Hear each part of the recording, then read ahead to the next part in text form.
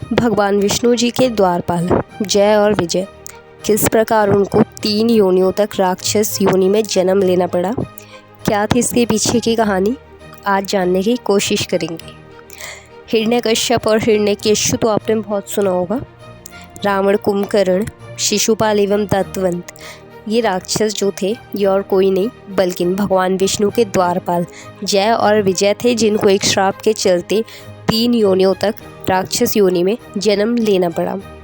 क्या थी इस श्राप के पीछे की कहानी, शुरू करते हैं। रावण इस दुनिया में एक ऐसा नाम है जिसको कभी भुलाया नहीं जा सकता और रावण जैसा कोई दूसरा हुआ नहीं। रावण, जिनको लंकापति महाराज तथा दशानंद के नाम से भी जाना जाता है।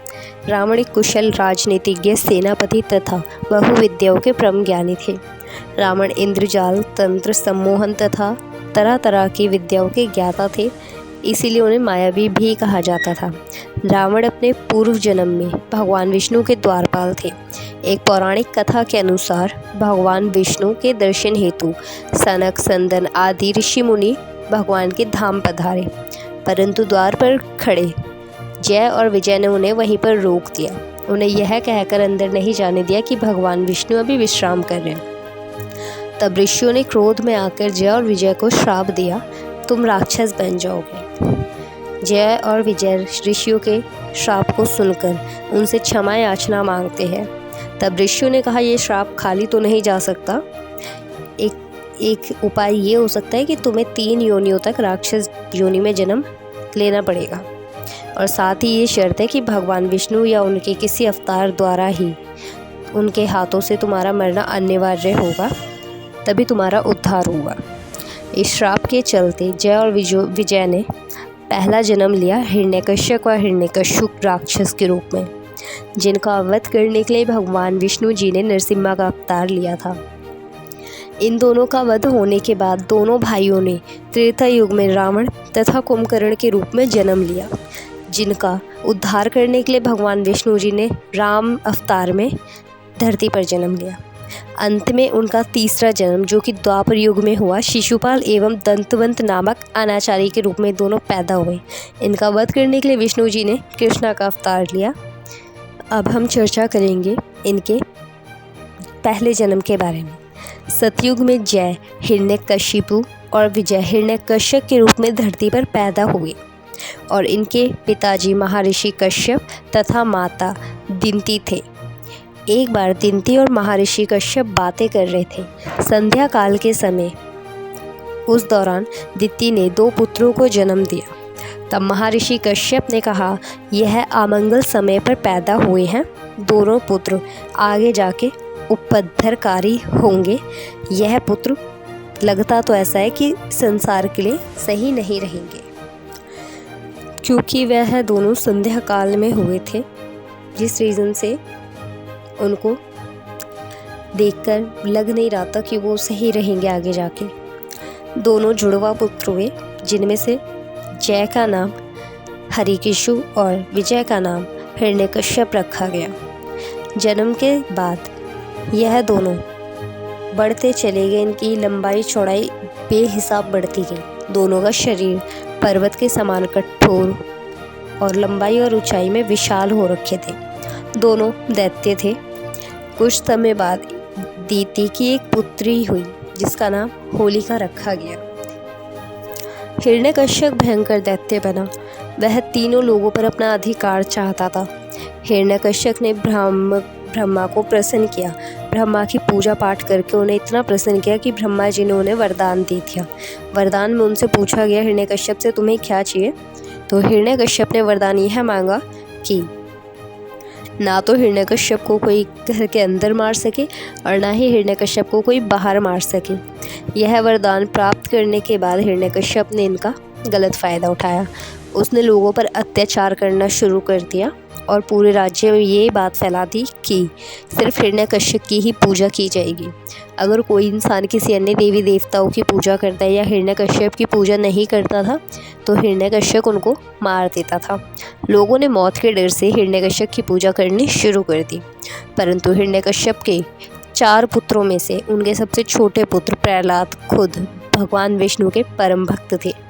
यह बात हिरण्यकश्यप को बिल्कुल पसंद नहीं थी।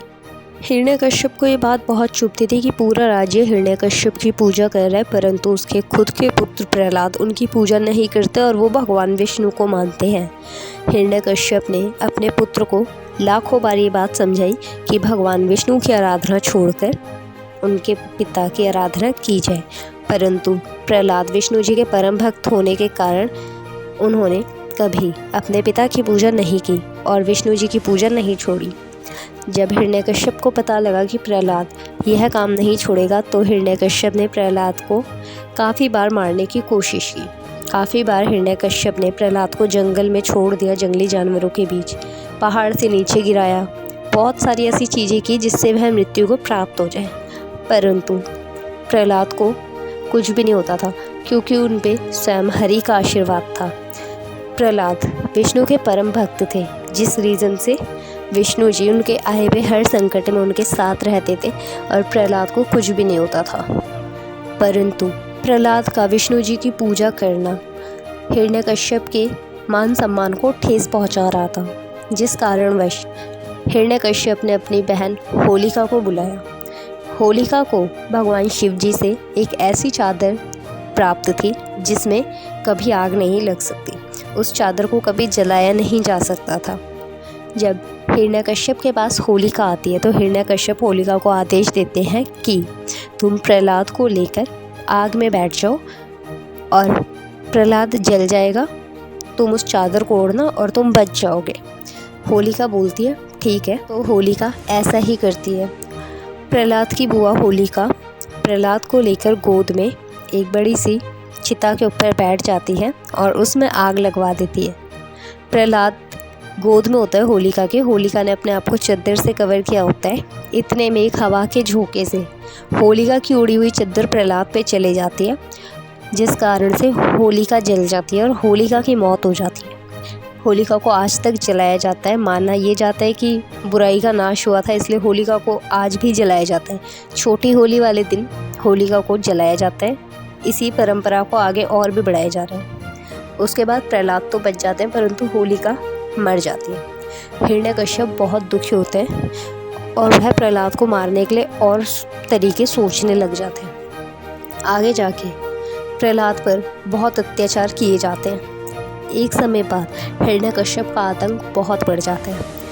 तब भगवान विष्णु जी ने स्वयं धरती पर अवतार लिया। उन्होंने नरसिम्हा के रूप में अवतार लेकर हिरण्यकश्यप को मारना चाहा, परंतु हिरण्यकश्यप को वरदान प्राप्त था, ना उसे कोई अंदर मार सकता था घर के और ना कोई उन्हें बाहर मार सकता था।